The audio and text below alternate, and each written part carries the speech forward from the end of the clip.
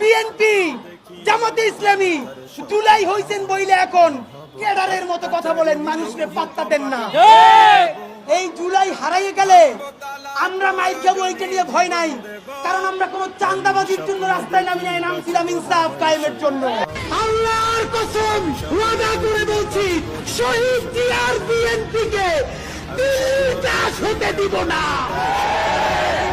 জামাতে ইসলামী স্পষ্ট মনে রাখেন, সাইদি নিজামীদের জামাতকে ভারতের দাবিদার হতে দিব না।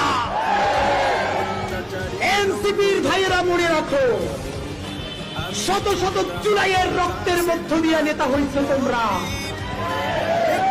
যদি এই জুলাইকে বেঁচে দিয়া দিল্লির দাসত্ব করে ক্ষমতায় আসতে চাও, হাফিজে আসতেও ভয়ানক পরিণতি হবে। সাহেব অথবা আর্মি যদি কোনো ভুল করার চেষ্টা করে, জনগণ গিয়ে ক্যান্টনমেন্টের ইট খুঁজে নিয়ে আসবে। একটা ইট ক্যান্টনমেন্টে আস্থা থাকবে না, আপনি দেখে রাখেন।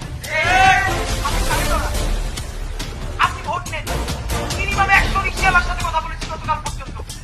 প্রত্যেকে বলে এই উপদেষ্টাদেরকে তারা বিশ্বাস করে না, কিন্তু ইউজ বেড়া ভালো।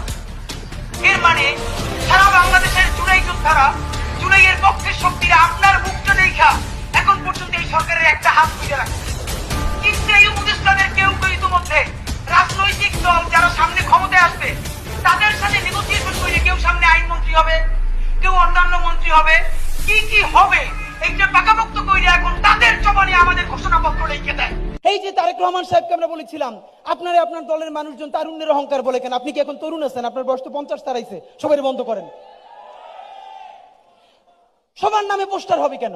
মানে প্রত্যেকে, আমি তো জামাত ইসলামকেও বলবো যদি তাদেরকে পাই, প্রত্যেক দলকে বলতে চাই, প্রত্যেকটা পলিটিক্যাল পার্টির লিডারদের নাম দিয়ে ছবি দিয়ে একমাত্র পোস্টার করতে পারবে তাদের কেন্দ্রীয় কার্যালয়।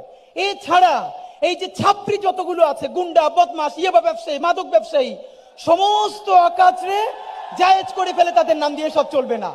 যদি আপনি ইয়াবা ব্যবসায়ী, মাদক ব্যবসায়ীদেরকে পোস্টারে আপনার নাম ছবি ব্যবহার করতে দেন, তাহলে ও যে খুন করে, চাঁদাবাজি করে, তার দায়ও আপনার নিতে হবে।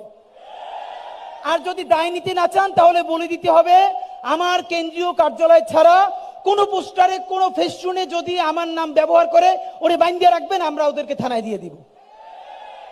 আমরা সবাই মিলে বললাম যে সিসি ক্যামেরা থাকবে, প্রত্যেকটা কেন্দ্রে থাকতে হবে। নির্বাচন কমিশন লিখিত আকারে দিল সিসি ক্যামেরার কোনো দরকার নাই, কারণ সিসি ক্যামেরা হলে রাষ্ট্রের অনেক খরচ বেঁচে যাবে, মানে খরচ হয়ে যাবে। এই নির্বাচন কমিশনকে আপনি গিয়ে সাংবাদিকরা একটা প্রস্তাব দিতে পারেন, গিয়ে বলবেন যে আমরা হিসাব করে দেখছি সামনের নির্বাচনটা